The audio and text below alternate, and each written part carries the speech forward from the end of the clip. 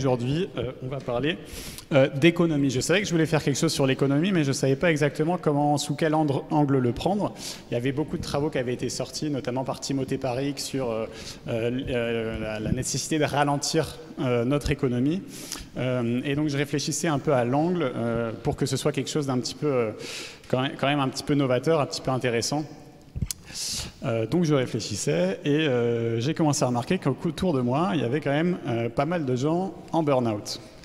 Ma copine était en burn-out, j'avais des collègues qui étaient en burn-out, j'avais d'autres, la femme de mon cousin qui était en burn-out, et je me disais c'est quand même intéressant, d'autant plus que pour beaucoup, c'était des gens qui travaillaient dans des secteurs dits de la transition durable, etc. Donc je me suis dit ça pouvait être intéressant, plutôt que de prendre le gros scope de l'économie en général, de regarder pourquoi est-ce qu'on n'arrivait pas finalement à ralentir en tant qu'individu dans notre société, dans ce système-là, et qu'est-ce qu'on pouvait en dire. Et donc c'est pour ça que je suis très heureux d'accueillir du coup Céline Marty pour cette conférence, qui a écrit un ouvrage « Travailler moins pour vivre mieux », guide pour une philosophie antiproductiviste, et qui met vraiment la question de la productivité un petit peu au cœur de sa réflexion, justement sur pourquoi est-ce qu'on arrive si peu à ralentir, d'où ça vient. D'autant que la productivité, à l'origine, c'était pas forcément conçu comme quelque chose qui allait nous faire travailler toujours plus. Au début du siècle, quand John Maynard Keynes écrit sa grande théorie générale de la monnaie et de l'emploi, il est très content parce qu'il dit « Je suis très content d'avoir enfin résolu le problème de la croissance, parce qu'on va enfin pouvoir commencer à s'intéresser à des trucs plus intéressants que ça, la science, les arts. » Et il y avait cette idée qu'on allait augmenter la productivité, donc on ferait plus de choses en travaillant moins. Et beaucoup de commentateurs prédisaient que le gros sujet du XXe siècle, ce serait l'ennui. Parce qu'il faudrait s'occuper, vu qu'on travaillerait plus que 2 ou 3 heures par jour. Spoiler alerte, ce n'est pas ce qui s'est passé.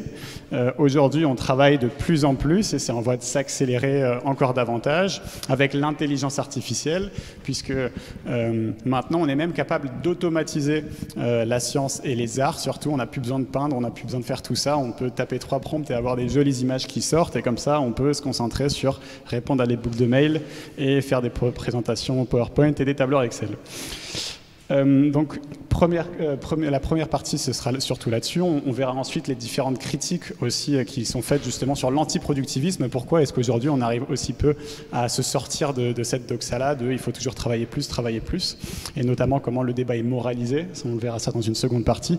Et la troisième partie, ce sera effectivement de se dire, pour autant qu'on la critique, une grosse partie finalement aujourd'hui du renouveau de la productivité vient peut-être même de l'endroit de sa critique, c'est-à-dire que quand on parle d'urgence climatique, quand on dit qu'il faut des entreprises à impact, qu'il faut accélérer la transition, etc., finalement, on pourra se demander si toute cette nouvelle économie verte, l'idée de cette croissance verte, ou pas, même toutes ces entreprises, est-ce que finalement on est dans une véritable alternative, ou au contraire, finalement, le baroudonneur d'un capitalisme qui est en train de se renouveler sous une nouvelle forme, puisque ce qui a permis jusqu'à présent que le capitalisme ne s'autodétruise pas, c'était la prophétie de Karl Marx, qu'il allait nécessairement produire ses fossoyeurs.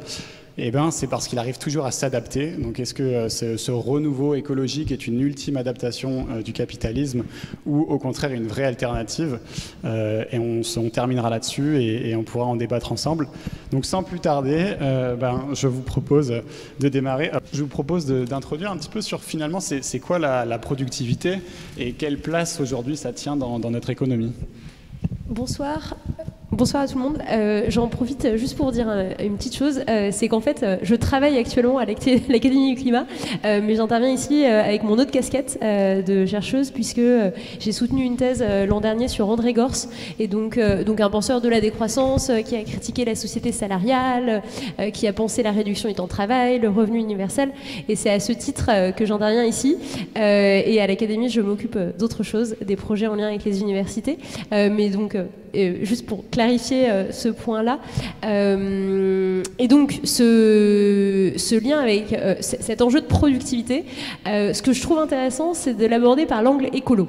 De se dire pourquoi même... En fait, est-ce que la productivité est quelque chose dont on va avoir besoin, par exemple, dans une transition écologique ou non?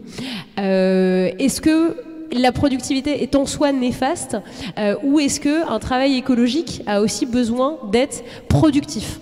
Ce que pense André Gorz, ce que dit aussi par exemple Timothée Parric, c'est que le but du travail a toujours été d'être efficace et d'être productif à l'échelle de l'organisation sociale du travail. Le but de la division des tâches, de faire faire par un boulanger le pain, de faire faire par un menuisier qui se spécialise dans la construction, etc., le travail du bois, c'est de se répartir les tâches pour se spécialiser et pour réduire le temps que chaque individu passerait sinon à ces tâches s'il les faisait individuellement. Donc le but de toute organisation du travail, c'est d'économiser du travail à l'échelle de la société, puisque vous spécialisez dans certaines tâches, ensuite, vous vendez votre temps, vous vendez vos marchandises pour acquérir des ressources et des marchandises que vous ne produisez pas. Donc, le but du travail, c'est toujours d'être cette efficacité, de réduire la consommation de ressources, puisque c'est plus efficace s'il y a un boulanger qui fait tourner un four pour tout le quartier, plutôt que si individuellement on fait chacun son pain. Ça permet de réduire les ressources, ça permet de réduire l'énergie passée à certaines tâches. Donc il y a toujours une logique de productivité dans toute organisation du travail, et ça, c'est pas nécessairement lié au capitalisme. Ce que le capitalisme fait, c'est d'utiliser la productivité du travail pour augmenter son taux de profit, pour augmenter la rémunération du capital, donc pour s'approprier les fruits du travail. Ce que fait le capitalisme, c'est d'utiliser le fait que par une certaine organisation technique des tâches, on va produire plus pour finalement, lui, moins rémunérer le travail et augmenter le prix des marchandises pour augmenter sa marge. Donc, tout l'enjeu de la productivité, c'est aussi de se dire comment on pourrait avoir une organisation écologique du travail qui utilise la productivité à bon escient, qui utilise le fait qu'il est plus efficace que certaines tâches soient gérées à grande échelle plutôt que chacun fasse individuellement son pain ou essaye individuellement de construire son marteau. Vous n'allez pas y arriver de A à Z avec l'acier, etc. Donc comment on fait pour penser une organisation écologique du travail où la productivité n'est pas mise au service de l'augmentation des profits ou d'une conquête des marchés, etc., mais où elle est mise au service de la réduction du volume de la production, la réduction de la consommation des ressources, de la réduction de la consommation des efforts pour libérer du temps pour autre chose, pour libérer des ressources pour autre chose. En fait, on peut tout à fait penser une productivité écologique, et ça c'est ce que Gorz appelait la rationalité écologique qui contrerait la rationalité économique du capitalisme, où le but c'est pas de faire toujours plus, mais c'est de faire mieux avec moins. Et donc ça, ce serait une productivité décroissante. Mais je ne sais pas si c'est ça que vous aviez en tête pour commencer. Mais... Si, parfaitement. Oui, il faut juste parler très proche. Très intéressant. Et ça permet de bien introduire le sujet. Et du coup, aujourd'hui, si on voit bien que ce n'est pas le chemin qui a été choisi, c'est-à-dire qu'on n'a pas utilisé la productivité au service justement du faire moins mais mieux, mais plutôt de faire mieux et donc pouvoir faire encore plus. Comment vous décririez cette évolution? Et aujourd'hui, est-ce qu'on est dans une société qui travaille du coup beaucoup ou qui travaille pas assez? C'est compliqué cette évaluation de la quantité. D'une part parce que parfois en termes de statistiques, on dit que la durée de travail à l'échelle de la vie d'un individu, elle aurait baissé considérablement à l'échelle du dernier siècle, parce que le temps d'étude est plus long, parce qu'il y aurait eu des réductions légales du temps de travail. Alors, qui est-ce qui est aux 35 heures dans la salle? Voilà. Bon, on voit très bien qu'il y a le cadre réglementaire des 35 heures, et puis à côté, il y a toute la réalité des conditions de travail, où il y a toutes ces heures supplémentaires non pointées, non déclarées, non rémunérées, qu'il y a toutes ces heures en plus dans le cas du forfait jour, qui est vraiment l'arnaque post-35 heures, puisqu'on a dit au cadre, bah, vous êtes exemptés de pointer parce que vous êtes des cadres, donc vous comptez pas votre temps, mais vous êtes autonome, etc. Mais du coup, les gens font beaucoup plus que 35 heures et juste se font complètement avoir parce qu'il n'y a pas forcément les compensations derrière. Donc, parfois, on dit qu'il y a une réduction globale de la durée du travail, du temps de travail. Donc, parfois, on voit ces statistiques en disant, bah, finalement, à l'échelle d'une vie, le travail, en termes de temporalité, c'est pas grand-chose ou autre.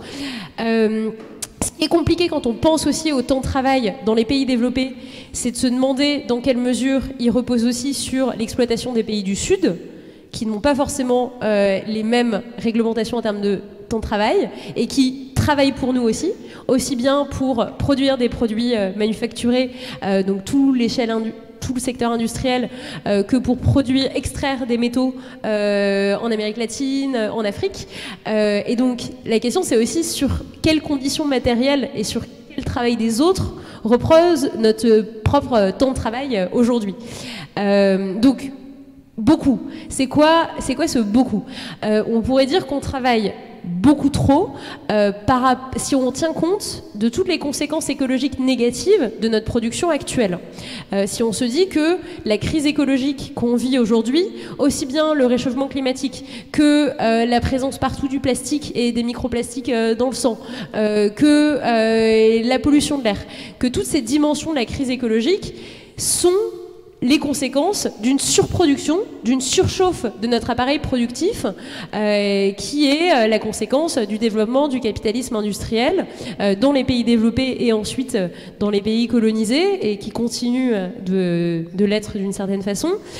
Et donc, on produit beaucoup trop par rapport à ce que nos conditions de vie, notre planète est capable d'absorber. Puisqu'à partir du moment où on dépasse les limites planétaires, on pourrait se dire que c'est qu'on produit et qu'on agit beaucoup trop aussi. On a dépassé les limites. Donc oui, on produit beaucoup trop. On produit beaucoup trop d'âneries aussi. Et je pense que, je ne vais pas vous le dire, à côté de la rue de Rivoli, où il y a énormément de commerces qui vendent la même chose, je pense qu'il y a un moment où, quand on prend conscience de tout le travail qui est gaspillé dans notre économie, dans notre société et autour de nous, ça donne un peu le vertige. Aussi bien, et encore là, on n'a que la rue de Rivoli, hein, on n'a pas les entrepôts d'Amazon et de Shine, hein, mais c'est assez vertigineux quand on se dit que chaque marchandise qui est dans ces magasins-là a été produite par des humains, a consommé des ressources, a consommé de l'énergie, implique un travail pour continuer d'approvisionner, de vendre et compagnie, potentiellement impliquera un travail pour réparer ou bien pour jeter, détruire, brûler. Et donc moi j'ai souvent un vertige face à cette abondance de matière qui est en fait la traduction d'une surproduction qu'on n'arrive plus à absorber en fait. Et le problème c'est qu'on a besoin d'encore plus travailler pour absorber cette surproduction.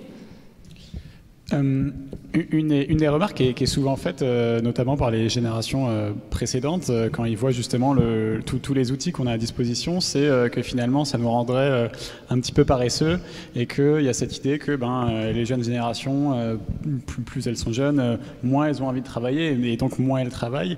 Est-ce qu'on travaille toujours de la même manière aujourd'hui qu'on pouvait le faire il y a 50 ans, et qu'est-ce qui aurait changé depuis ce temps ? Alors, ce qui est très intéressant, c'est quand on prend le recul historique, puisque il y a 50 ans, post-68, donc ne plus perdre sa vie à la gagner, le mouvement 68 Art n'était pas le plus grand mouvement travailliste de France. Et donc, quand on pense, quand on pointe les jeunes générations qui travaillent en 2020 versus les générations d'il y a 50 ans, les générations d'il y a 50 ans avaient fait une méga grève quand même. Donc, je pense que cette perspective un peu historique, c'est un peu une illusion aussi de... on a toujours l'impression que c'était mieux avant. Ensuite, sur la consommation d'outils qui nous faciliteraient le travail, on pourrait dire que finalement, toute l'industrialisation, le recours aux énergies fossiles pour remplacer des énergies renouvelables ou pour remplacer le cheval de traite, etc., c'est toujours dans cette logique d'économiser une partie des ressources et une partie du travail aussi. Donc cette facilitation du travail, finalement, elle n'est pas nouvelle. Elle s'inscrit même dans cette logique d'économie des ressources et d'économie des processus productifs qu'on pourrait placer au cœur du travail. Alors, ce qu'on veut dire par rapport aux jeunes générations, c'est plutôt sur l'enjeu des conditions de travail et de ce qu'on est prêt à accepter ou non. Je pense que ce qui a changé, c'est que par rapport au XXe siècle, où on était dans une société de forte mobilité sociale, où il y a eu l'émergence d'un grand nombre de fonctionnaires, où il y a eu l'émergence de la catégorie de cadres, qui s'est massifiée. On passe, aujourd'hui, on est 20% de cadres, alors qu'il y a quelques décennies, c'était 5%. C'était une exception. Donc il y a une transformation au XXe siècle sociale énorme de la structure du travail, du type de profession, etc. Et depuis les années 80, on pourrait dire qu'on est dans une logique un peu de ralentissement de cette mobilité sociale et de paupérisation, y compris des cadres et y compris des Bac+5. Et finalement, les réclamations qu'on a aujourd'hui dans le milieu sur les enjeux des conditions de travail par les jeunes générations, c'est plutôt des gens qui se disent mais en fait on m'a promis le Graal avec mon Bac+5 et en fait c'est nul ce qu'on me propose, je vais pas me faire avoir quoi. Et donc finalement on a des générations plus critiques aussi parce que il y a une sorte de perte des illusions, il y a une sorte de déception vis-à-vis de la réalité du monde du travail où il suffit plus d'avoir son Bac+5 pour que ça se passe bien. Je pense aussi que toutes les conditions de travail qu'on a imposées à la génération de nos parents, notamment les logiques de harcèlement au travail, de souffrance au travail, les violences psychologiques au travail qui ont explosé ces dernières décennies, elles ont des conséquences sur les enfants de ces travailleurs-là. Moi, je pense toujours aux enfants des travailleurs de France Télécom et des suicidés de France Télécom. Ça a forcément des conséquences sur la façon dont les gens vont travailler après. Et donc, il y aura peut-être plus la même naïveté que tout va bien se passer. Et donc, je pense que quand on maltraite les travailleurs, on ne pense pas aux conséquences sur les générations futures, sur les enfants de ces travailleurs, et donc sur le rapport au travail aussi, que ça va transformer sur plusieurs décennies. Ce qui est intéressant, c'est de voir aussi les différentes mobilisations sociales. Je pense que la réforme des retraites, elle a énormément socialisé de jeunes travailleurs à des logiques de mobilisation et à des logiques de lutte. Je pense que pour plein de gens, c'était leur première manifestation. Et que pour plein de gens, ils se sont dit, mais waouh, en fait, une manif, c'est comme une discothèque, mais à ciel ouvert, quoi. Enfin, jusqu'à ce qu'on se fasse gazer. Mais sinon, c'est festif, c'est sympa, etc. Et donc, cette opposition, 93% des actifs opposés à la réforme des retraites, ça a des conséquences aussi sur le long terme, en termes de ce qu'on accepte dans les conditions de travail, etc. Ce qu'on voit, c'est que c'est quand même plus facile d'être critique de ces conditions de travail quand on a confiance dans son employabilité. C'est quand vous êtes dans des positions de précarité, que vous cumulez de l'intérim, des petits jobs, etc., vous n'êtes pas en position de négociation. Et donc généralement, ce recul vis-à-vis des conditions de travail vient après certaines expériences professionnelles, certaines situations de crise, dont les burn-out aussi. Et donc, les mauvaises conditions de travail, elles ont forcément des conséquences sur l'attitude ensuite des gens vis-à-vis de leur travail. Ça va permettre de se réorienter, de chercher autre chose, etc. Et de plus, de plus accepter n'importe quelle propagande, on pourrait dire. Vous aviez évoqué du coup les produits qui n'étaient pas forcément nécessaires. Vous avez aussi un peu sous-entendu qu'il y avait peut-être du travail qui n'était pas forcément toujours pertinent dans les entreprises. Il y a un économiste que j'aime beaucoup qui s'appelle David Graeber qui a parlé de bullshit jobs. Est-ce que vous pouvez peut-être un peu développer sur votre compréhension du concept et en quoi ça caractériserait finalement aujourd'hui ce besoin de toujours devoir plus travailler, devoir embaucher tout le monde pour continuer à produire même si ça ne sert pas à grand-chose? Oui, tout à fait. Alors j'adore Graeber. Et Graeber était anthropologue et ça change tout parce qu'il était anthropologue et il s'est intéressé à la façon dont le capitalisme s'est installé dans les colonies, notamment à Madagascar, en montrant que comment vous embringuez les gens dans le capitalisme. Vous leur dites bonjour, vous êtes citoyen français, donc vous allez payer des impôts et donc pour pouvoir payer vos impôts, il va falloir se salarier. Donc vous allez prendre un emploi salarié, et donc ça suffit de travailler votre terre de façon informelle avec votre jardin, etc. Et ensuite, vous aurez votre emploi salarié, ça va vous permettre de payer vos impôts et de consommer des marchandises de luxe, enfin, qu'on va vous faire venir de la métropole. C'est comme ça que le capitalisme s'impose dans les territoires encore non capitalistes. En supprimant la subsistance, donc en supprimant les activités qui permettent de satisfaire nos besoins de façon non marchande, en forçant les gens au travail salarié, au travail déclaré, formalisé, qu'on peut contrôler, que l'État peut contrôler, que les économistes peuvent contrôler. Et c'est avec cette logique-là qu'il a étudié les bullshit jobs. Donc David Graeber, c'est un anthropologue anarchiste qui qui suit des intuitions, et son intuition au début des années 2000, c'est de se dire mais il y a plein de postes dans des organisations, franchement les titres c'est un peu bullshit. On voit pas trop ce que les gens font, etc. À quoi ça sert? Et en fait, il lance un appel à témoignages en disant écrivez-moi sur Twitter, par mail, etc. Si vous avez l'impression que votre boulot sert à rien, si vous avez l'impression que vous ne pouvez pas justifier de l'utilité de votre emploi, que vous êtes incapable de l'expliquer à votre petite cousine et compagnie, et envoyez-moi vos témoignages. Et donc il a une première série de témoignages, il en fait un premier article, et ensuite il développe encore plus cette recherche, et il en fait son livre de 2018 sur les bullshit jobs, que je vous invite à lire parce que c'est super facile à lire, c'est super sympa, c'est plein de témoignages, et ça permet de voir la diversité des bullshit jobs, parce qu'il a aussi bien des témoignages de personnel administratif dans une université, de gens qui remplissent des rapports, alors que ça sert ni les cours, ni vraiment la recherche, mais que ça permet de demander des financements à l'Union européenne et de rentrer dans les cases. Il a aussi bien des témoignages de portiers dans un hôtel de luxe qui se dit mais franchement à quoi ça sert ce que je fais là? C'est un rôle symbolique. Il a aussi des témoignages de pharmaciens qui se disent qu'en fait ils vendent des placebos et qui ne sont pas là pour servir la santé des gens. Donc voilà, c'est super varié, et ça permet de se réfléchir sur l'utilité ou non aussi de nos propres fonctions.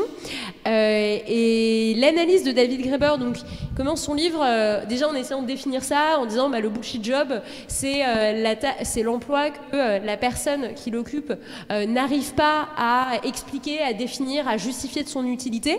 Donc ça veut dire que c'est une approche hyper subjective. Ça veut dire que c'est difficile de l'extérieur de se rendre compte de quel job est bullshit ou non. Que c'est les gens qui vivent en fait directement une perte de sens et qui se disent mais en fait ça sert à rien ce que je fais. Ça veut dire qu'on ne peut pas leur imposer de l'extérieur le sens de leur activité. On peut pas dire mais si c'est vachement bien, pharmacien, métier essentiel, etc. Ça veut dire que quand la confiance vis-à-vis du sens de son activité est rompue, finalement on n'arrive pas à récupérer les gens. Il ne suffira pas de leur faire une présentation PowerPoint pour dire que l'organisation fait des trucs super. Et donc Graeber cartographie ses expériences de bullshit job et se demande pourquoi ça existe, pourquoi en fait il y a autant d'emplois, surtout de cadres, des emplois bien payés, avec des titres qui ne veulent pas dire grand-chose, mais qui existent autant et qui pullulent autant. Et il en donne une explication économique en disant que avec les transformations du capitalisme financier, ce qui s'est passé, c'est que on a cherché à augmenter les dividendes versés aux actionnaires et à réduire les coûts de la base productive, cost killer, à essayer de réduire les coûts des gens qui travaillent. Donc on a réduit les postes productifs dans une organisation et on a créé des emplois de col blanc pour faire du reporting, pour faire des analyses financières et pour dire que l'entreprise se portait bien et que les actionnaires avaient raison d'acheter des parts de cette entreprise. Donc il y a eu une transformation de la production de valeur dans l'entreprise du fait du capitalisme financier à partir des années 80. Et surtout, Graeber a une intuition, une explication politique des bullshit jobs, en disant, dans le fond, alors même que Keynes pensait qu'on allait travailler 15 heures par semaine d'ici 2030, il disait ça en 1930, en fait, on n'a pas voulu réduire le temps de travail, parce qu'en fait, on veut garder les gens au boulot pour mieux les contrôler politiquement.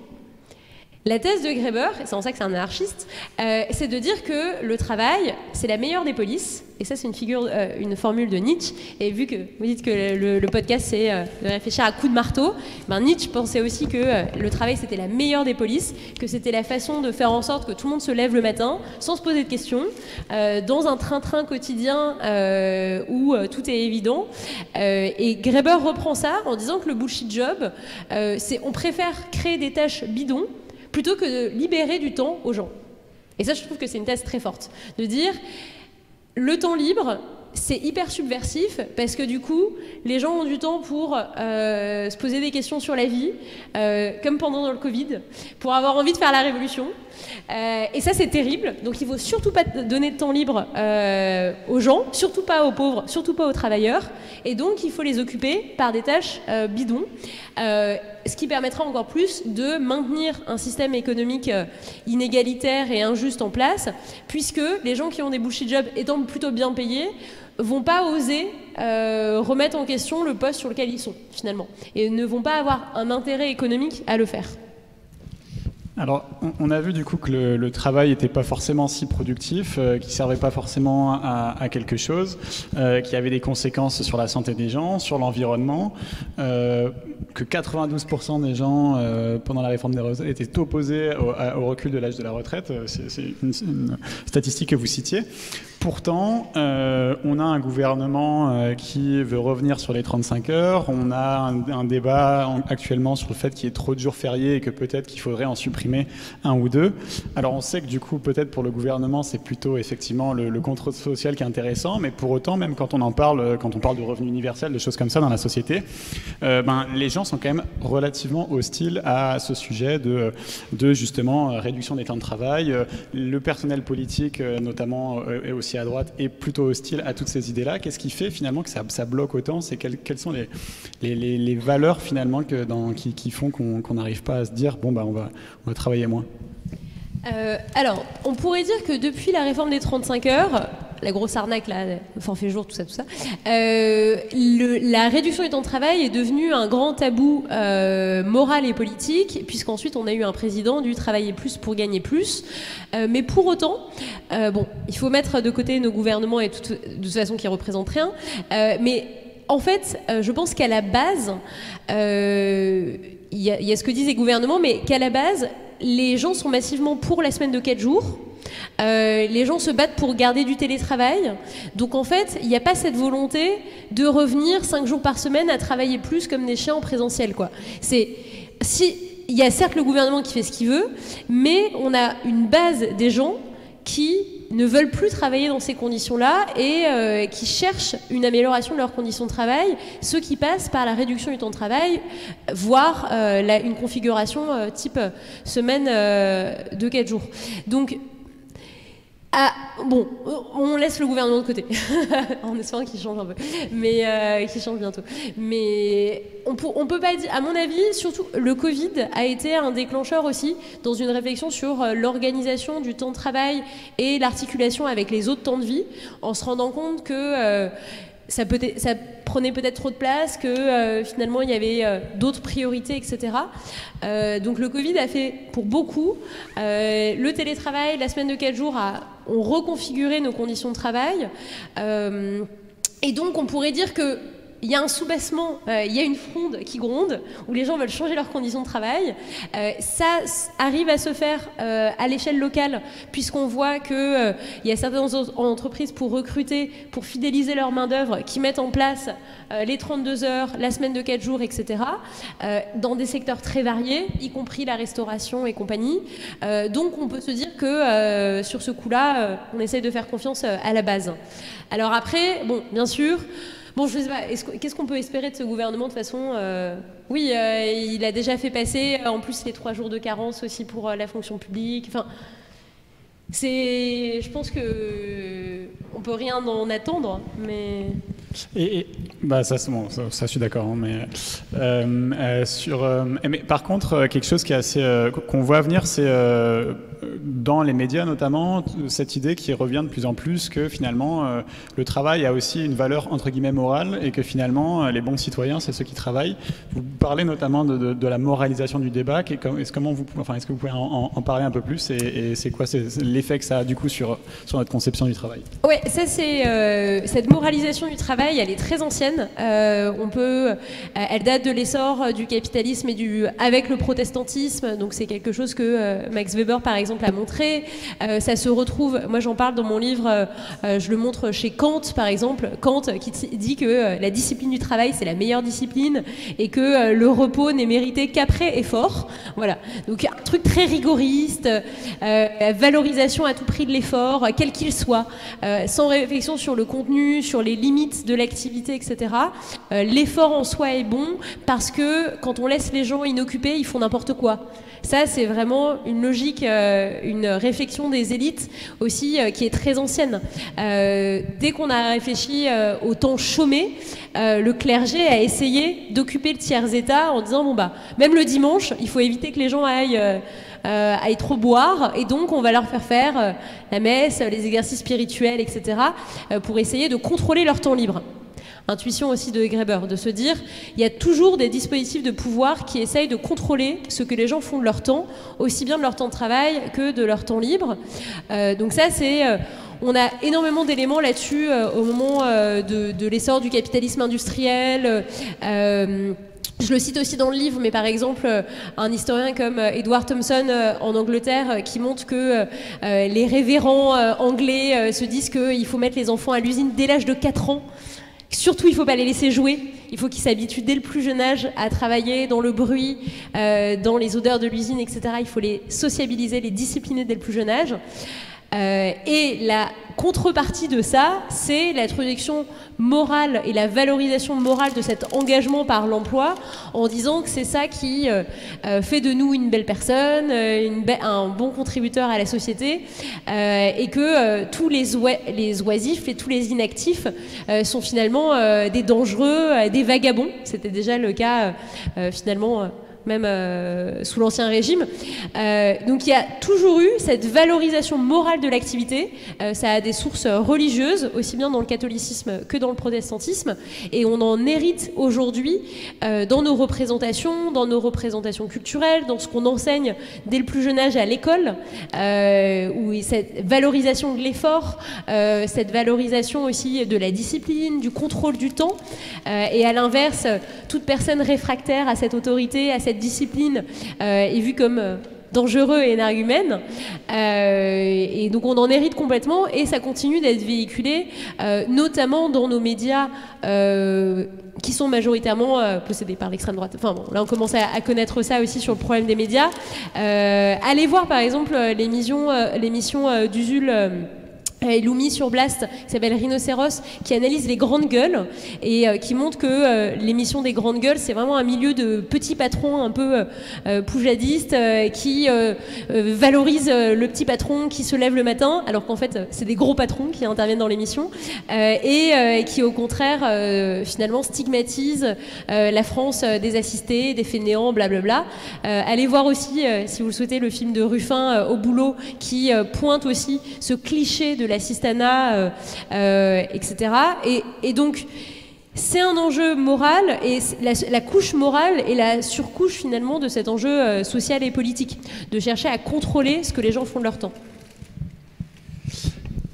Merci beaucoup. Et du coup, je fais un peu la promo de la prochaine conférence, mais effectivement, on parlera justement de la rhétorique d'extrême droite et comment elle arrive à séduire. Et justement, le principe de l'extrême droite, c'est le producérisme, à savoir qu'en fait, on divise la société entre les travailleurs qui n'aspirent qu'à vivre du fruit de leurs efforts et profiter de leurs droits, et tous les autres parasites, du haut comme du bas, qui viennent finalement grappiller.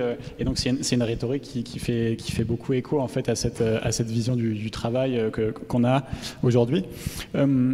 Du coup, pour aller sur la dernière partie de l'entretien, plutôt que de parler de ceux qui, de ceux qui défendraient bec et ongle finalement ce rapport au travail, on a une nouvelle finalement jeunesse de la croissance du toujours plus vite, toujours plus fort, toujours plus loin, qui vient avec beaucoup d'entreprises justement qui viennent défendre finalement, qui ont parlé de décroissance, mais ça reste des entreprises qui défendent des projets et qui vont mettre en avant l'urgence climatique pour dire il faut toujours aller encore plus loin, il faut continuer d'aller plus vite, qui vont attirer aussi beaucoup de plus jeunes travailleurs justement qui vont être en quête de sens et qui vont complètement adhérer à ce truc en se disant il faut qu'on avance parce qu'il y a urgence.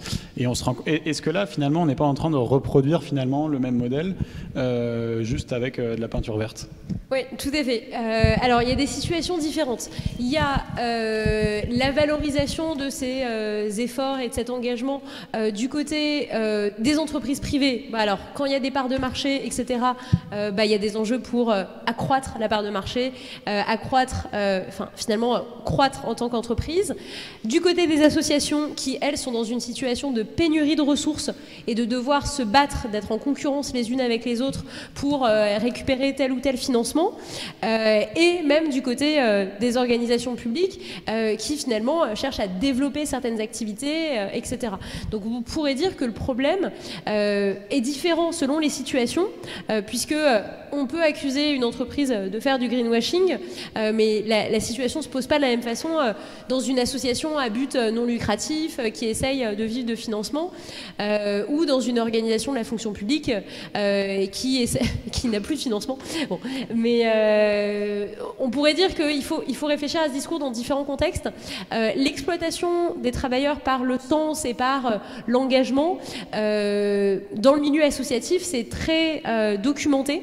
En effet, le milieu associatif, le milieu de l'économie sociale et solidaire peuvent en fait encore plus exploiter les travailleurs parce que, étant donné qu'il y a cet enjeu d'engagement subjectif, il n'y a plus de limites. Il n'y a plus de vie pro, vie perso, d'autant plus dans les milieux militants.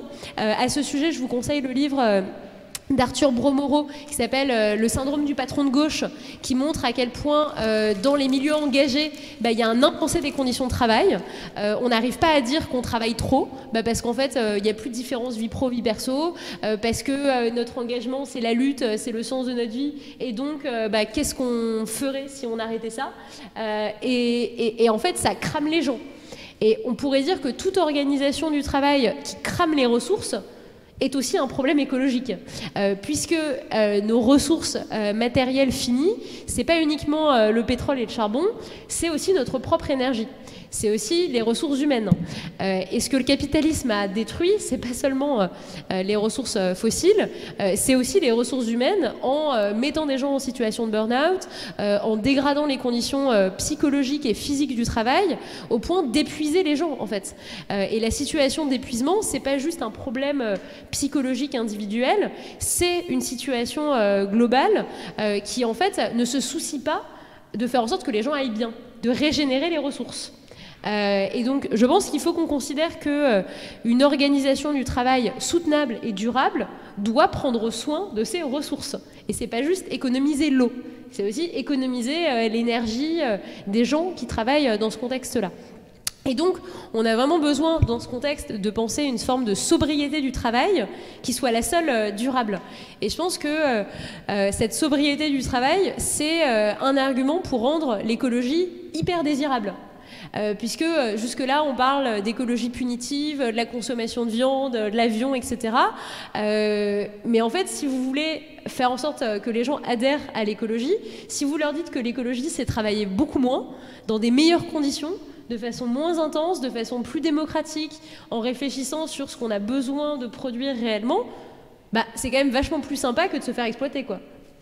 Si on veut l'alliance lutte ouvrière, lutte sociale, lutte écolo, il faut qu'on propose une décroissance du travail et une sobriété du travail qui soit bonne aussi bien pour les travailleurs que pour les organisations, parce que ça évite les turnovers, ça évite finalement de craqueler de partout. Donc je vous laisse avec cette idée de sobriété du travail, on pourra y revenir aussi dans la discussion, mais c'est aussi Et c'est aussi ce que ne comprennent pas toutes ces entreprises et ces organisations qui veulent à tout prix accélérer. Et on retrouve ce discours du côté de certains ingénieurs qui nous disent qu'aujourd'hui on consomme 600 esclaves énergétiques par personne, et donc si on a besoin de décarboner, de se passer des énergies fossiles, il va forcément falloir accroître la part de travail humain dans cette production. Alors, certes, ça vaut, par exemple, dans le milieu de l'agroécologie plutôt que de l'agro-industrie, mais c'est oublier que dans l'agroécologie, on n'aura peut-être plus besoin de Monsanto et du glyphosate. Et donc, on pourra déplacer du travail à différents niveaux de la chaîne de valeur. Je trouve que cette logique de dire il va falloir travailler beaucoup plus pour la transition écologique, d'une part, c'est souvent des retraités qui disent ça, ou des gens qui vont pas trop être concernés. Ouais, c'est pas... On n'entend pas trop ça de la part des jeunes générations à 20-30 ans, quoi. C'est très viriliste aussi. C'est un peu un truc de il va falloir un surcroît d'efforts, mobilisation générale. Ça rappelle un peu la logique, la rhétorique de guerre. Première guerre mondiale, Deuxième guerre mondiale, on a besoin de gens dans les usines pour produire plein de munitions et tout. Et je pense que ça donne envie à personne. Parce qu'il n'y a que quelques ingénieurs hyper formés par nos écoles d'élite qui ont envie d'un surcroît de travail à fond pour la transition écologique. Et donc, proposer des conditions de travail plus sobres, qui s'adaptent à toutes les situations des gens, et pas uniquement des hommes, etc., quinquagénaires, etc., qui ne s'occupent plus des enfants. Penser à des conditions de travail qui s'adaptent aux mères célibataires, qui s'adaptent aux situations des aidants, etc., bah, c'est beaucoup plus soutenable que de croire qu'on va y arriver en fonçant tête baissée et en produisant toujours plus, quoi. Et ce surcroît de nos efforts, finalement, il n'est pas soutenable dans le temps aussi. Parce qu'on peut arriver à se mobiliser quelques années comme ça, etc. Mais en fait, il y a un moment où ça craque pour diverses raisons, que ce soit les conditions de travail en tant que telles, ou que ce soit parce que on a des projets familiaux, parce qu'on devient aidant de nos proches, etc. Et donc ce modèle hyper productiviste des conditions de travail, c'est ce qui nous a mené à la crise écologique actuelle, et ça peut pas être la solution en fait. Et souvent, bon, on peut y revenir aussi, mais on calcule ça en disant, en raisonnant un peu toutes choses égales par ailleurs, comme si on n'allait pas changer notre système de consommation, de production et l'abondance des marchandises dans lesquelles on vit. Et je pense que c'est pour ça qu'il faut reposer la question des besoins en se disant, est-ce qu'on a juste envie de travailler plus pour qu'il y ait la rue de Rivoli avec plein de marchandises, ou bien est-ce qu'on n'a pas envie de tous décroître en termes d'efforts et de production pour un monde plus sobre et plus agréable finalement? Du coup, vous avez évoqué le fait que, effectivement, ce besoin de faire plus, y compris dans les milieux associatifs ou de l'ESS, ça vient finalement d'un raisonnement économique qui est celui de l'économie et celui du capital, à savoir que il faut toujours composer avec ce qu'on a et donc épuiser les ressources pour les maximiser. Et c'est un peu ça finalement la limite qu'on retrouve dans effectivement toutes ces entreprises, de dire ou associations, de dire il y a une réalité économique qui s'impose. Vous avez du coup beaucoup développé le fait que cette réalité économique elle faisait partie d'un système un peu plus global et que peut-être que ce système on pouvait imaginer un autre système justement. Est-ce que vous avez des exemples justement de propositions, vous parlez du revenu universel, mais ou peut-être d'autres, de systèmes dans lesquels effectivement on ne serait pas tenu de devoir en permanence rajouter des heures supplémentaires pour réussir à faire la marge à la fin de l'année? Oui, en fait, le contexte de concurrence qui pèse à la fois sur les entreprises comme les associations, c'est finalement ce qui pose problème, y compris au modèle un peu alternatif d'organisation du travail. Par exemple, les coopératives, aussi bien de travailleurs que de consommateurs, sont confrontées à la nécessité en fait, d'exister sur un marché concurrentiel. Si vous êtes une coopérative, par exemple, Scopti 1336, donc les thés qui ont été repris, c'est une reprise en autogestion de l'ancienne usine d'Unilever près de Marseille. Ils font du thé et en fait ils sont bien contraints de vendre leurs marchandises en concurrençant Lipton et compagnie pour continue d'exister en tant que coopérative autogérée qui fait du thé. En fait, à la fin, vous devez assurer des débouchés économiques, vous devez assurer la survie économique de l'entreprise. C'est pareil pour les coopératives de consommation. Moi, je vois ça, par exemple, je suis dans une coopérative qui s'appelle la COP 14. C'est un magasin coopératif où il n'y a pas d'actionnaires, il n'y a pas de salariés, on fait tourner le magasin. Mais en fait, à la fin, il faut qu'on ait un certain chiffre d'affaires pour payer le loyer de la RATP, qui nous loue les locaux, et pour en fait assurer la trésorerie. Donc la contrainte qu'on a, c'est la contrainte économique, qui nous contraint à faire un certain chiffre d'affaires et donc qui contraint les choix stratégiques, etc. Comment on essaye de s'affranchir de cette contrainte économique ? Toutes les réflexions en cours sur la sécurité sociale de la santé, sécurité sociale de l'alimentation, sécurité sociale du logement, etc. sont assez intéressantes parce que le but de ces sécurités sociales, c'est de démarchandiser certains secteurs d'activité et certains besoins et certains services. Comment on peut réussir à étendre ça ? Donc, là, je vous renvoie par exemple aux recherches de Bernard Friot qui a beaucoup travaillé sur la sécurité sociale et sur la fonction publique. Mais on pourrait se dire qu'une sécurité sociale alimentaire où les agriculteurs sont salariés de la ville qui met à disposition des terres et qui garantit des débouchés à leur production. C'est le cas par exemple, je crois, à Vannes, où la mairie a mis à disposition des terres et a embauché en tant que fonctionnaire un agriculteur qui utilise cette production pour nourrir la restauration collective de la ville. Là, c'est une façon de démarchandiser cette activité. Et vous réduisez la pression sur l'agriculteur qui a plus de crédit vis-à-vis du crédit agricole, qui est plus dépendant de Monsanto, etc. Vous collectivisez finalement les risques s'il y a des intempéries et que la production est détruite, par exemple. Vous collectivisez aussi les besoins d'investissement, les contraintes, etc. Et la production qui en résulte, puisque la production, elle est mise au service de la collectivité. Donc, je pense que toutes ces situations tous ces dispositifs de sécurité sociale par la base, où on met en commun des ressources, notamment la terre, notamment certains espaces, certains biens communs, certains outils, certains espaces comme ici, comme à l'Académie du Climat aussi, c'est des façons de concurrencer l'offre marchande actuelle et d'essayer de faire germer des pistes de communisme au sein de la société actuelle. Ça, c'est l'idée de Bernard Friot aussi. Donc, comment on essaye de démarchandiser ? Je pense que les mairies ont un rôle à jouer là-dessus et ont peut-être plus de marge de manœuvre que l'État, puisque les mairies peuvent assumer un positionnement politique qui ne sera pas celui de notre gouvernement, puisque l'État est beaucoup plus perméable au lobby, alors que la mairie de Lyon peut assumer le fait de supprimer les panneaux publicitaires lumineux dans son métro. Et donc finalement, au niveau local, on arrive parfois à construire des alternatives qui n'arriveraient pas à être mises en place au niveau de l'État pour plein de raisons. Donc je pense que c'est toutes ces positions inspirées par exemple de Murat Bookchin qui pense le communalisme libertaire, le municipalisme aussi qui part du bas, qui sont intéressantes. Alors bien sûr, ça ne contre pas tous les problèmes, notamment du réchauffement climatique qui est un problème global. Et donc, on a quand même besoin du niveau international aussi.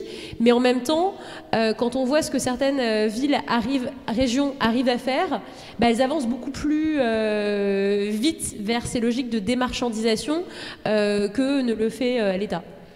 Donc l'espoir, il est peut-être là aussi, et d'essayer de créer des brèches non marchandes dans cette économie-là. Merci beaucoup. Il y aurait encore beaucoup de questions à vous poser, mais je propose de passer le micro du coup à la salle, qui je suis sûr en a beaucoup aussi. Oui, moi je suis très, très lié avec votre discours, je suis plutôt d'accord. J'ai un fils qui réfléchit un petit peu comme ça, c'est-à-dire qu'il fait partie de la nouvelle génération. Et pourtant, moi, en début de semaine, j'ai suivi un cours au Collège de France, un cours qui est donné par le plus grand économiste de France, paraît-il, qui a sa chaire au Collège de France, qui est conseiller de Macron. Et en gros, sa solution pour sauver la planète, c'est de dire, pour sauver la planète, il faut innover. Pour innover, il faut des milliards. Pour avoir des milliards, il faut être compétitif. Et pour être compétitif, qu'est-ce qu'il faut faire ? travailler plus. Et il est applaudi par un amphi plein de gens pourtant intellectuels, etc. Donc voilà un petit peu de la dualité qui me perturbe, parce que c'est quand même ça, en gros, les 90% des économistes en France qui pensent ça en disant, en gros, pendant 20 ans, il va falloir continuer comme avant, après, peut-être on pourra réfléchir à être plus sobre, etc. C'est un peu ça qui m'inquiète. Voilà. Je ne donne pas le nom, enfin, c'est Philippe Aghion, un grand économiste proche des prix Nobel d'économie. Oui, c'est juste une petite remarque par rapport à cette conférence. Par exemple, il dit notamment qu'il faudrait qu'on imite la croissance aux États-Unis, oui, je parle de cette conférence, parce qu'on voit que ça leur a réussi, tant au niveau social que sur la cohésion qu'ils peuvent avoir. Donc en fait, ils mentent notoirement sur cette croissance. Et je parle exactement de cette conférence, et il nous compare aux États-Unis, et il dit des choses qui sont fausses, que personne ne reprend. Philippe Aghion. On pourrait faire une réponse marxiste à cette remarque en disant que il y a toujours. Donc Marx disait il y a la structure et il y a la superstructure. Enfin, l'infrastructure, c'est les rapports de production, c'est l'économie, c'est le capitalisme, et la superstructure, c'est l'idéologie, la culture, les mœurs qui viennent justifier le capitalisme et les rapports de production en l'état. Donc oui, l'économie en partie a ce rôle de finalement justifie que rien ne bouge. Cette justification de l'innovation, c'est pour ça que je dis que ce discours de l'innovation qui va nous sauver de la crise écologique, c'est finalement pas nouveau. C'est juste on recycle, on adapte, on verdit un discours de l'économie capitaliste qui est là depuis très longtemps, qui nous disait que l'innovation va résoudre le chômage, que ça va résoudre les inégalités sociales et économiques, etc. Comment on fait pour lutter contre ce discours-là ? Ce discours économiste en France qu'on appelle orthodoxe, il est aussi très présent dans les institutions universitaires, de recherche, etc. Parce qu'il est rendu possible par certains dispositifs de pouvoir. C'est-à-dire que quand on a voulu créer un centre, quand on a voulu créer une branche de l'économie hétérodoxe, tous ces prix Nobel, dont Jean Tirole, s'y sont opposés, parce que c'est des enjeux idéologiques en fait, c'est des enjeux de rapport de pouvoir. Et donc tout l'enjeu, c'est aussi à notre échelle d'essayer de porter un contre-discours, mais c'est exactement comme la logique d'extrême droite. C'est comment on contre les discours néo-capitalistes qui se diffusent partout et qui imprègnent nos mœurs, nos valeurs, comment on contre les discours d'extrême droite aussi. Donc, bon, ça m'étonne pas, et c'est peut-être aussi pour ça qu'il est à cette position-là, quoi. Mais... Merci. Et concernant votre fils et les autres générations, moi j'ai beaucoup travaillé sur les années 70 puisque Gors écrivait ses analyses de l'écologie dans ce contexte-là. Et en fait, on réinvente rien aujourd'hui. Les années 70 étaient hyper fertiles sur le plan de la sobriété, de réinventer des façons de vivre, de se débarrasser de la société de consommation et de production actuelle, etc. Tout le mouvement post-68 est quand même hyper fécond. Et donc je pense qu'il ne faut pas opposer comme ça les générations sur ces valeurs-là. Je pense qu'il y a des conflits de génération sur d'autres enjeux, à savoir que les générations plus âgées sont celles qui ont le pouvoir aussi bien économique que politique, parce qu'elles votent plus, etc. Mais qu'en tout cas, en termes de valeurs, on a eu des générations dans les années 70 qui étaient aussi décroissantes, autogestionnaires, pour la sobriété, pour l'émancipation vis-à-vis du marché comme de l'État, qu'on peut l'avoir aujourd'hui. Donc finalement, ça dépend ce qu'on prend en termes de génération et en termes d'histoire. Mais on gagne beaucoup à se replonger dans cette histoire des années 70 pour se rendre compte aussi voilà, que ce qu'on dit aujourd'hui, on ne réinvente pas l'eau chaude. Et ça, je pense que c'est important d'en prendre conscience pour se demander quels sont les contre-discours qui sont venus étouffer toutes ces valeurs et toutes ces mobilisations des années 70. Tout le néolibéralisme, en fait, il vient contrer tout l'individualisme à partir des années 80, ça vient contrer un fort mouvement social, puisque en Europe, dans les années 60-70, vous avez énormément de grèves, vous avez énormément de pression sociale du côté, en fait, à tout niveau, quoi. Et c'est un truc qui a essayé de saper le patronat. Donc il faut aussi se replonger dans les années 70 pour voir comment on a finalement comment on s'est fait avoir dans nos conditions actuelles. Merci beaucoup. Oui, une question, une remarque peut-être un peu vache, mais je sais que c'est une Marty est balèze, quoi. Travailler moins pour vivre mieux. Évidemment, tout ce que tu as dit ce soir, mais tout cela est concevable dans le cadre de l'Union européenne, construite, nous le savons, suivant les critères de Maastricht. Il s'agit de mettre en branle une économie de marché non entravée. Donc, toutes ces magnifiques propositions, dans le cadre de l'Union européenne, ça va être pour le moins difficile de convaincre les entrepreneurs d'utiliser les gains de productivité pour permettre à tout le monde de travailler moins, de travailler mieux, etc. et d'éviter la réduction de travail radicale qui met les gens au chômage. Alors, tous décident à Bruxelles. Les agriculteurs aujourd'hui le savent bien. Alors, est-ce possible, concevable, nécessaire de sortir de l'Union européenne, un carcan capitaliste extrêmement dur, pour essayer d'avancer vers une autre façon de produire et de travailler?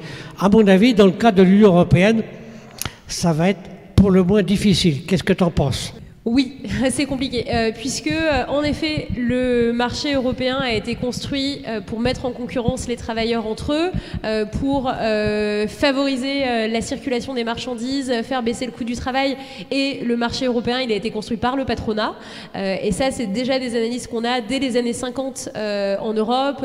On a ça chez Gors par exemple, et Gors se dit en 59, il se dit mais en fait on ne peut pas avoir de retour en arrière de souverainisme un peu réactionnaire, protectionniste. Il faut essayer de penser à un mouvement ouvrier international qui essaye de contrer le patronat à cette échelle-là aussi. C'est compliqué. Tout à fait d'accord sur l'enjeu de l'agriculture et de l'agro-industrie, d'autant plus dans le contexte où on reparle du Mercosur et finalement de faire venir des marchandises qui sont produites en Amérique latine avec d'autres conditions sur l'usage des pesticides, etc. C'est aussi ce que porte par exemple l'atelier paysan. Je vous recommande le livre Reprendre la terre aux machines, qui est super intéressant sur les enjeux de l'agroécologie et qui dit bien que dans le contexte en fait du traité, c'est le traité de Lisbonne le problème, et c'est alors que la France a voté non au référendum de 2005 en disant on veut pas de ce libre-échange là.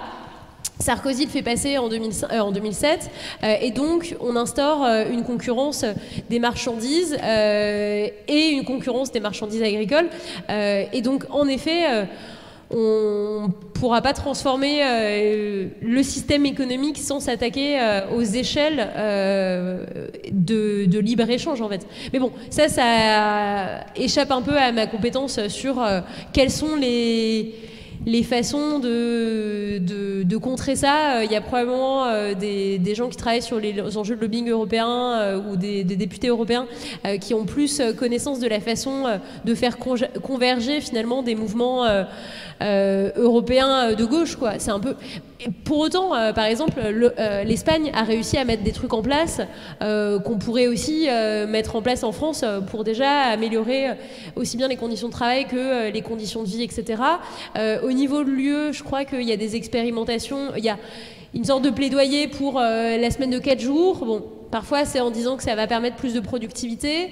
Chez nos voisins européens, il y a quand même pas mal de voisins qui finissent leur journée de travail à 17 heures. Je pense aussi bien aux Pays-Bas qu'à la Norvège, à des pays qui sont à temps partiel aussi.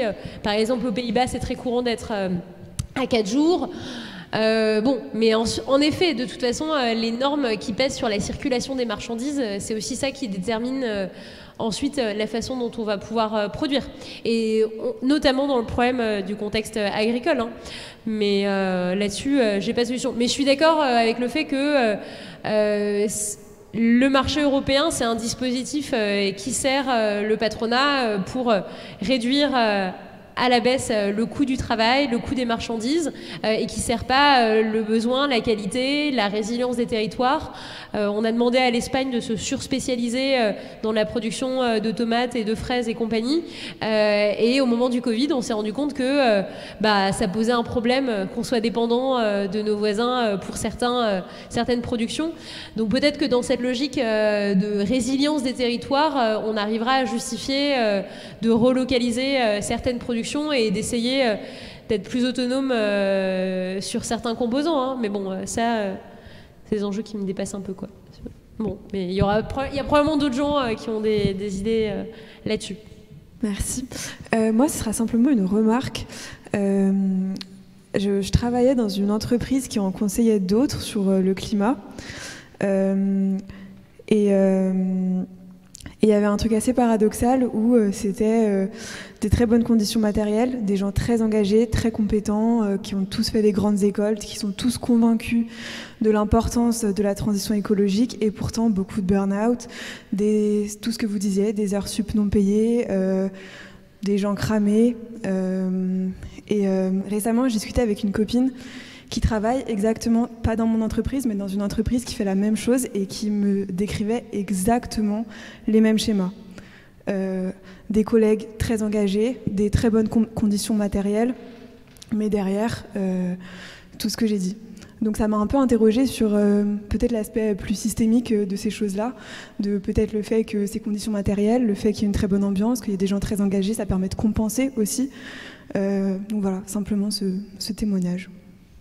Oui, tout à fait, ce productivisme pour la cause. Je pense qu'il s'explique aussi dans certaines conditions de vie, c'est-à-dire que les grandes écoles recrutent des gens qui sont des anciens bons élèves, qui sont passés par, qui ont beaucoup travaillé au lycée, qui sont passés par des prépas et donc qui ont appris à s'auto-cramer, mais qui ont appris à le faire entre 18 et 20 ans.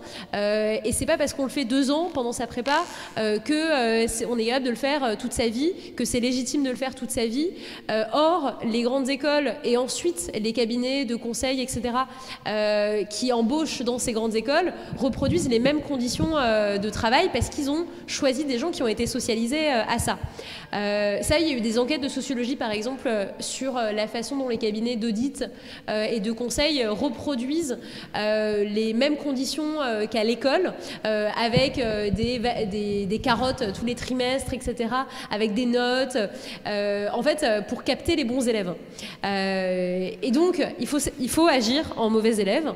Il faut essayer de ne plus se plier à ces conditions-là, de ne plus se plier à cette hiérarchie-là. Je pense que ça change aussi quand les gens ont des enfants, parce qu'il y a certaines conditions de travail qui sont acceptées entre 20 et 30 ans, où les gens se disent « Ah bah c'est le début de ma carrière, c'est légitime, je fais 3 ans dans le conseil et puis après je pars ailleurs trouver un truc plus tranquille. » Mais qu'en fait, il faudrait se dire que même à 22 ans, c'est pas légitime. Donc il y a un enjeu pour porter une transformation de ces conditions de travail, y compris dans ces milieux-là.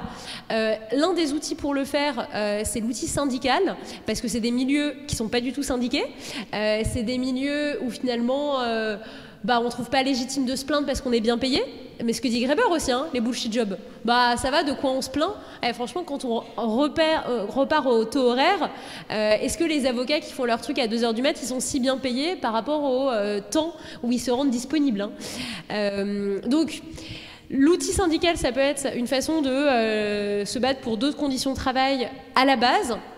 Mais surtout, je pense qu'il faut se défaire de ce productivisme viriliste et qui est de dire qu'on va sauver la planète en se cramant, en maltraitant les collaborateurs parce qu'on n'a besoin que d'efforts, etc. En se rendant compte que c'est aussi cette éthique qui fait partie du problème, quoi. Et que parfois, on a peut-être besoin d'un peu d'humilité sur la portée de nos actes. Parce que, en plus, surtout quand on prend conscience de cet écosystème des cabinets de conseil qui en fait accompagnent pour quelques mises aux normes assez technocratiques, et assez bullshit parfois qui changent rien, on peut se dire que ça vaut pas le coup de se cramer dans ces conditions-là. La façon dont l'écologie aussi a été intégré aussi bien par l'État que par le capitalisme, ça a été d'en faire des petites normes, d'en faire des réglementations, de dire bon bah chaque entreprise maintenant va devoir faire son rapport RSE, son bilan carbone et machin truc. Et donc on crée des bullshit tâches de reporting à chaque étape. Mais Grabber ça marche vachement bien. On crée des bullshit tâches à chaque étape pour justifier qu'on a mis en place bilan carbone et RSE. Et derrière on ne fait rien. Et ça, les gens ne sont pas dupes là-dedans. Les gens ne sont pas dupes, y compris des gens de droite, sarkozystes, etc., qui peuvent vous dire bah, nous, on a mis en place la RSE dans ma boîte, résultat, on a des moquettes, mais en fait, les boss, ils continuent de faire Paris-Nice en avion. En fait, cette dissonance, cette dissonance face au greenwashing, on est tout à fait... on la vit. Et donc, ça veut dire qu'on est capable aussi de s'y opposer en interne avec l'outil syndical, par exemple, en allant vraiment challenger la stratégie, la démarche RSE en disant mais là, vous faites du bullshit, quoi. Alors, c'est pas facile parce que on a dévalorisé l'outil syndical pendant hyper longtemps, parce qu'on nous apprend pas à contester, parce qu'on se dit qu'on met sa place en danger. Et donc c'est vrai que c'est pas facile, et c'est pour ça parfois que les gens préfèrent partir plutôt que d'essayer de changer total de l'intérieur. Vous connaissez le discours, quoi. Et en même temps, voilà, qu'est-ce qu'on peut faire en interne en tant que travailleur face à ça? Il y a plein d'étapes. Il y a la mobilisation concrète, il y a l'étape culturelle, morale, d'en parler avec les collègues, de se dire que c'est pas normal de travailler dans ces conditions-là, que c'est pas normal de se brûler pour la cause. Déjà, d'essayer de verbaliser, parfois, c'est une énorme étape. Ça permet parfois de délier les langues, de conscientiser le truc, d'aider les gens à aller mieux. Donc voilà, chacun fait ce qu'il peut avec les outils avec lesquels il est à l'aise. Mais en tout cas, légitimer le fait que c'est pas normal et que on a besoin aussi de transformer ces conditions de travail dans ces milieux-là, ça me semble hyper important. D'autant plus dans des contextes, voilà, aussi bien de crise écologique que de pénurie de ressources, où on a l'impression qu'il faut aller plus vite, plus fort, mais en fait, un peu d'humilité sur ce qu'on est capable de faire, sur les ressources qu'on a et sur la réelle portée de nos actes aussi. Ouais, du coup, je pose ma question.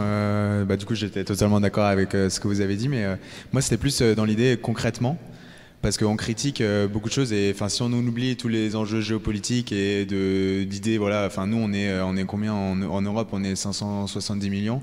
Comparé au reste du monde, dans tous les cas, que ce soit au niveau écologie, au niveau de plein de...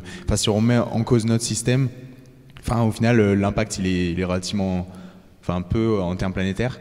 Mais imaginons, parce que donc là, il y a le côté innovation. Moi, je travaille dans une start-up, et en fait, on est 11. Et en fait, tout ce schéma, il se remet en place de pyramide, où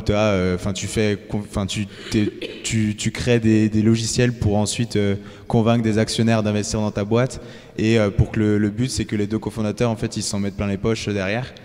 Mais du coup, c'est quoi les autres systèmes qui pourraient être faits? J'en ai entendu parler de l'holacratie, par exemple, d'essayer de responsabiliser encore plus les personnes, les personnes encore plus.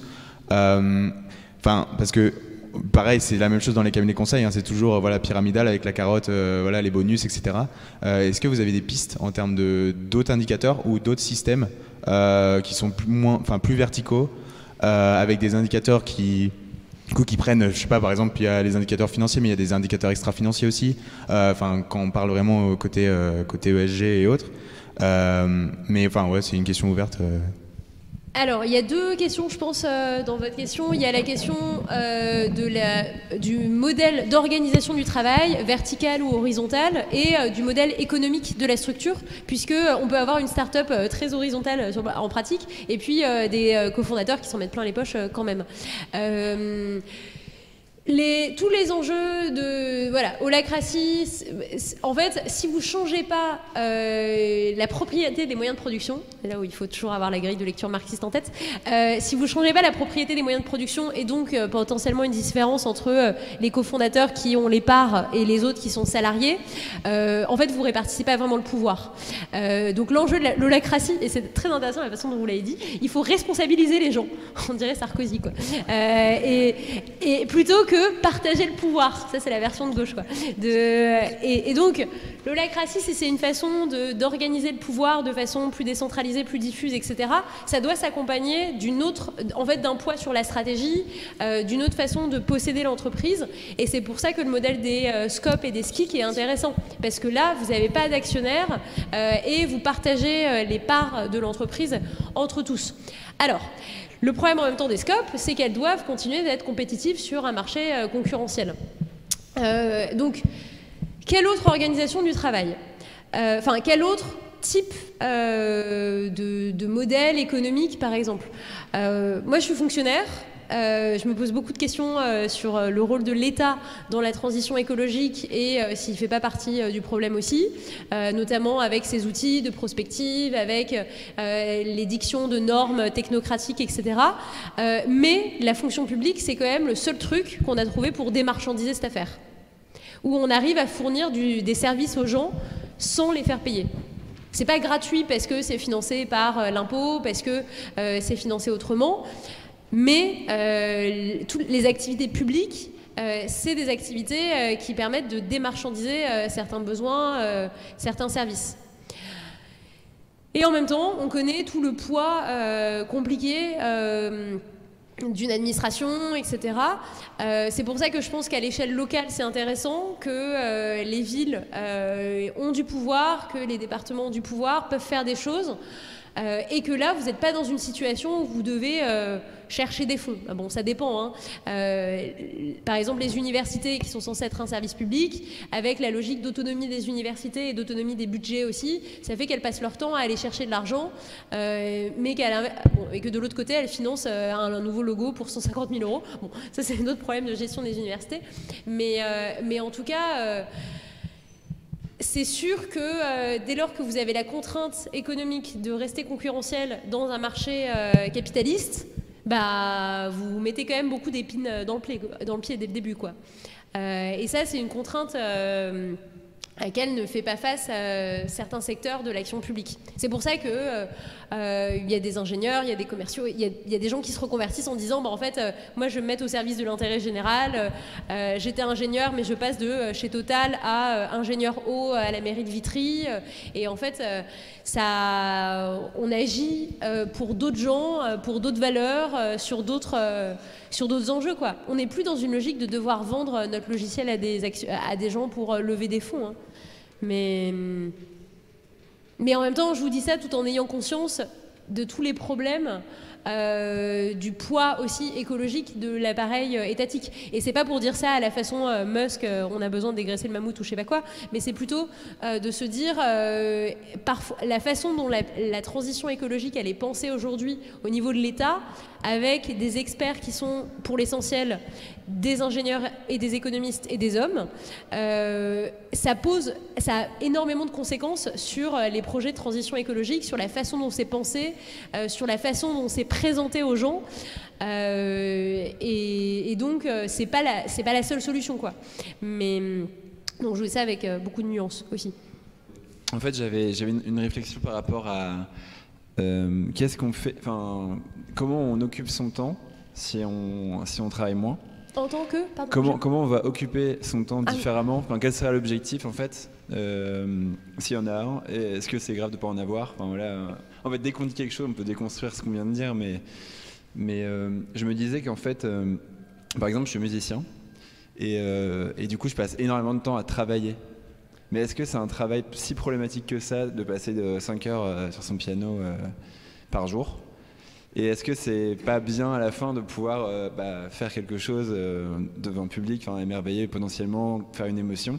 Et donc moi j'ai une ambivalence par rapport au travail qui est à la fois quelque chose qui me passionne, et en même temps je comprends bien la problématique de l'accaparement du travail pour moi plutôt l'emploi en fait, qui serait plus problématique que le travail. Et en fait on pourrait faire le pendant, il faudrait peut-être un petit peu nettoyer le mot travail, qu'il est trop polysémique en fait, et on n'arrive pas à travailler avec ce mot. Et peut-être que c'est pareil pour le temps libre, et qu'en fait moi je me rends compte que je suis prisonnier de mon smartphone et des réseaux sociaux et des gens qui cherchent à capturer mon attention. Et comment on fait pour aussi se libérer et quelque part trouver le vrai temps libre dans le temps libre. Enfin voilà, en fait dans le travail et dans le temps libre. Enfin, si c'est différent que ça finalement, parce que quand je fais du piano, mon temps libre, je fais du piano. Bon, vous avez compris, c'est quand même pas clair, quoi. Non, merci beaucoup. Alors, il y a plein de questions à nouveau là-dedans. Dans le contexte du travail artistique, s'il y a par exemple en France la rémunération avec l'intermittence du spectacle, c'est aussi parce qu'on considère que finalement on travaille, y compris quand on s'entraîne, y compris quand on se prépare, y compris quand on réfléchit à d'autres projets, et c'est pour ça qu'on rémunère de façon continue, alors qu'il y a des événements discontinus. On fait un spectacle de temps en temps, etc. Pour autant, en fait, on peut tout à fait considérer que l'entraînement au piano fait partie du temps de travail d'un pianiste. Et pour autant, ça n'empêche pas de revendiquer une amélioration des conditions de travail. Par exemple, à l'Opéra Garnier, il y a toute une réflexion en interne sur les conditions de travail, le rythme de travail, le rythme des horaires d'entraînement, etc. Et parce que aussi il y a un syndicat assez fort à l'Opéra Garnier, dans les opéras de Paris, et donc c'est ça qui aide aussi à conscientiser potentiellement des problèmes dans l'organisation du travail. Alors certes, je suis d'accord avec le fait que nos concepts de travail et d'emploi sont compliqués. Il y a beaucoup de débats nous en philosophie là-dessus. Certains vont critiquer l'emploi pour valoriser le travail en disant que quand même le travail en soi c'est bien, que le problème c'est juste l'emploi capitaliste. Je pense que dans une perspective plus libertaire, on peut critiquer le travail en soi et tous les dispositifs de mise au travail des populations et justifier un temps dont on ne justifie pas de l'utilité. Un temps dont on n'a pas à justifier ni auprès de l'État ni auprès d'un employeur, un temps libre au sens où on est libre d'en faire ce qu'on veut. Et donc, qu'est-ce qu'on pourrait faire de ce temps libre ? Certains disent aujourd'hui qu'on a besoin de cette réduction du temps de travail et du temps libre parce que ça va nous donner plus de temps pour du travail domestique et donc pour satisfaire nos besoins différemment, de façon non marchande ou de réinternaliser certaines tâches qu'aujourd'hui on délègue à certains services. Pourquoi pas ? Mais il faut laisser les gens le décider en fait. La plus grande liberté, c'est de décider ce qu'on fait de son temps et de ne pas avoir à en justifier. Alors bien sûr, il y a toujours des justifications sociales sur nos activités, surtout quand on vit dans un petit village où les gens se regardent, etc. Mais déjà, de ne pas avoir à justifier de son temps ni auprès d'un employeur, ni auprès de l'État, ni auprès de la CAF, c'est quand même hyper précieux. Les logiques là, de prime d'activité, où vous avez le droit à une certaine aide sociale si vous justifiez de vos revenus tous les trimestres, etc., blablabla, et rétrospectivement, on peut vous demander un trop-perçu, c'est horrible. C'est ça qui décourage de demander en fait de tels dispositifs. Plus vous mettez de conditionnalité, plus vous embêtez les gens finalement. Plus vous leur demandez de rentrer dans des cases et vous cherchez à contrôler aussi ce qu'ils font de ce temps. Et en plus, vous créez des tâches, vous créez de l'emploi pour contrôler les gens. Non mais ça, c'est terrible. Plutôt que d'avoir un système inconditionnel où il n'y a pas besoin de travail pour contrôler et où vous n'avez pas à justifier de ce que vous en faites. Alors, sur l'appropriation du temps libre par le capitalisme, certes, et on le voit avec l'économie immatérielle, les réseaux sociaux, etc.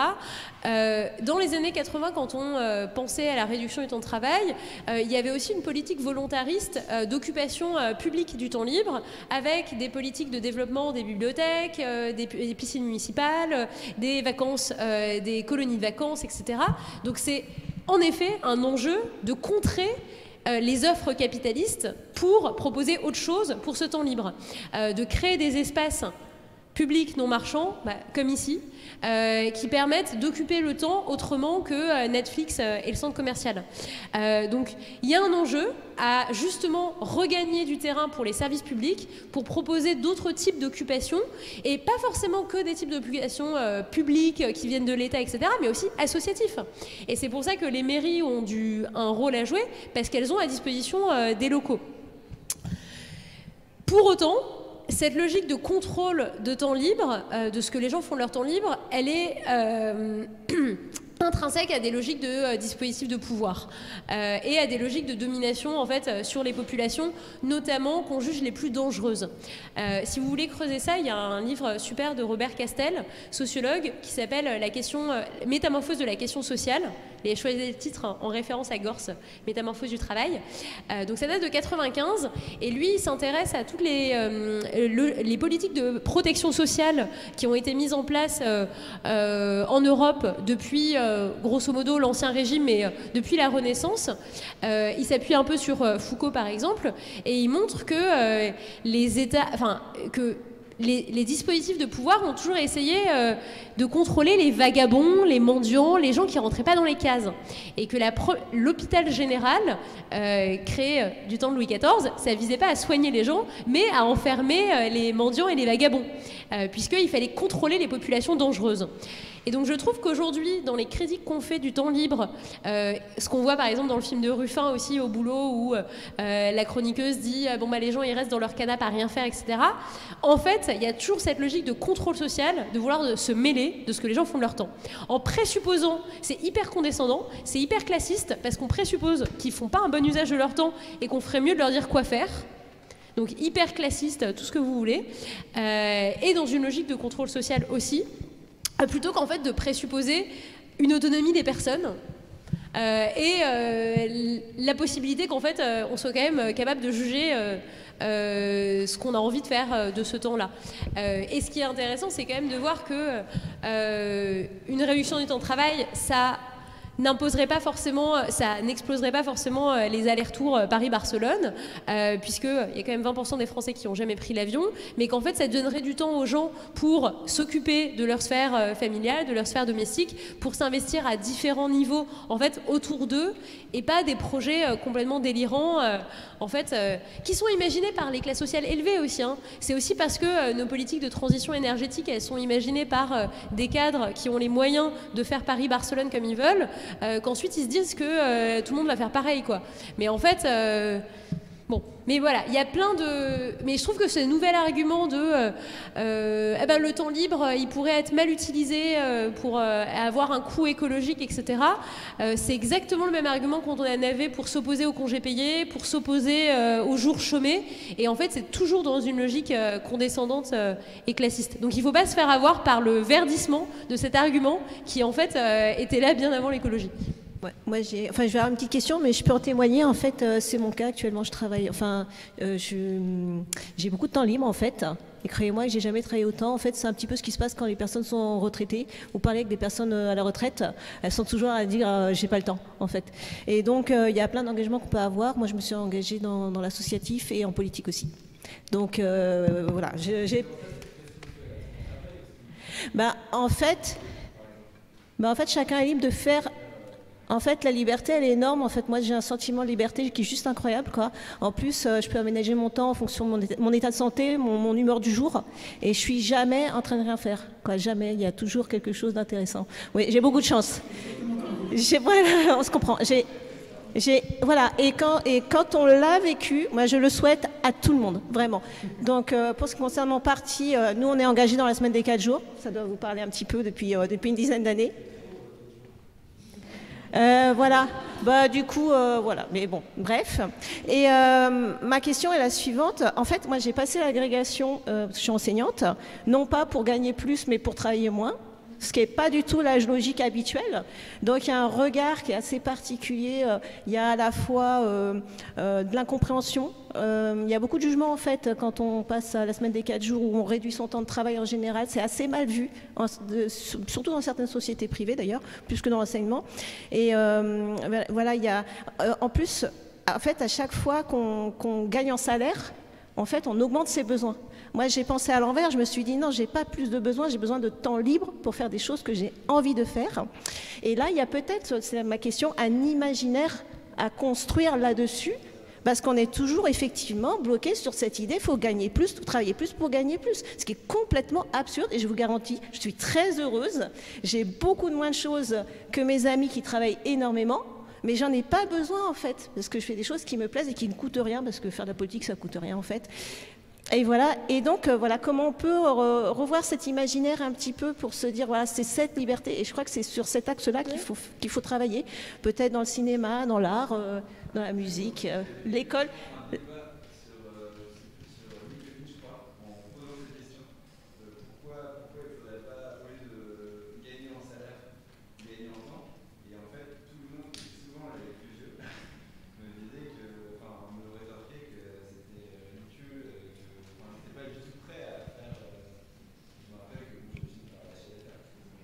Alors dans ce cas-là, vous pouvez aussi leur dire, alors c'est dans Timothée Paris que je crois qu'il a cité, il y a une infirmière, alors je ne sais plus si c'est en Australie ou en Israël, qui demandait aux personnes qui étaient mourantes qu'est-ce qu'elles regrettaient le plus, et parmi les réponses, il y a le fait d'avoir trop travaillé. Voilà, donc tout est là en fait. Donc si vous voulez bien répondre sur l'imaginaire peut-être. Oui, je suis tout à fait d'accord avec ça. Et c'était aussi la position de Gors qui posait la question en disant si nous pouvions ajuster notre temps de travail en fonction de notre besoin de ressources et de temps libre, combien on choisirait de travailler ? Et ce qui montre, c'est que la société salariale, elle nous impose un certain volume d'heures. Voilà, on parle en termes de 35 heures hebdomadaires, ce genre de truc. Elle ne nous permet pas, ou qu'à la marge, cet ajustement du temps de travail par rapport à nos besoins. Et alors même que toute une partie des gens à temps partiel sont des femmes, notamment, qui choisissent aussi ce temps partiel pour concilier avec les exigences de la vie domestique. Mais tout à fait, l'enjeu du temps comme la ressource la plus précieuse et aussi à défendre contre toute forme de marchandisation, c'est hyper important aussi. Et peut-être qu'on s'arrête. Ouais, merci. Juste une petite remarque, parce que j'ai vu au début du débat, il y avait la question de la productivité et de dire que en fait, les gains de productivité, c'était pour le temps libre. Mais en fait, moi, je me dis que si on réduit les besoins, en fait, on peut tout à fait être moins productif en réalité. Et je pense que c'est vraiment un enjeu, au contraire, de baisser la productivité. Le problème, c'est que le système fait que forcément, si on veut que les gens soient payés autant que les autres, non, ça marche pas. Mais donc moi, je pense que je me dis que l'enjeu se situe au niveau de la définition des besoins pour baisser, pour en fait ne plus avoir cette pression de la productivité, quoi. En fait, ça dépend de ce qu'on appelle productivité, parce que dans la rationalité écologique pour Gors, c'est de produire autant avec moins de ressources ou de produire plus avec autant de ressources. Et donc c'est dans une logique d'économie des ressources. Donc c'est pas le calcul capitaliste de la productivité qui ne tient compte que du temps de travail et du capital, mais c'est de se dire que on peut avoir une production constante et moins de ressources. Les gains de productivité peuvent peuvent permettre d'avoir une production constante et moins de ressources consommées pour le faire. De l'économie capitaliste. C'est pour ça que Gors y parle d'une rationalité écologique qui permette de satisfaire autant de besoins, voire mieux, parce que les besoins dans l'économie capitaliste sont quand même mal satisfaits, avec moins de ressources. Mais c'est la logique de dire productif, c'est quand même de dire, de rappeler que le but du travail a pour but d'être efficace, c'est-à-dire d'économiser du temps et des ressources à l'échelle collective dans son organisation. C'était juste sur ce point-là. Mais ça dépend en effet de quelle définition on prend de la productivité et quels critères on prend pour la mesurer. Celle que tout le monde, je pense que celle que la plupart des gens ont en tête, c'est la définition capitaliste. C'est-à-dire produire par rapport à l'unité de temps de travail, tu vas faire plus de valeur ajoutée. Exactement, plus de valeur économique. Mais si tu intègres par exemple les critères environnementaux dans la définition de ta productivité ou comme outil pour la mesurer aussi, tu peux avoir des trucs différents. Mais c'était plutôt pour dire que on a besoin d'un travail efficace, mais qui soit efficace parce qu'il économise des ressources et non pas parce qu'il produise plus. Merci beaucoup. On arrive du coup à la fin du temps réglementaire. Merci beaucoup Céline. Merci aussi à vous pour toutes les questions. C'était super intéressant. Et puis du coup, on se voit le 11 décembre du coup.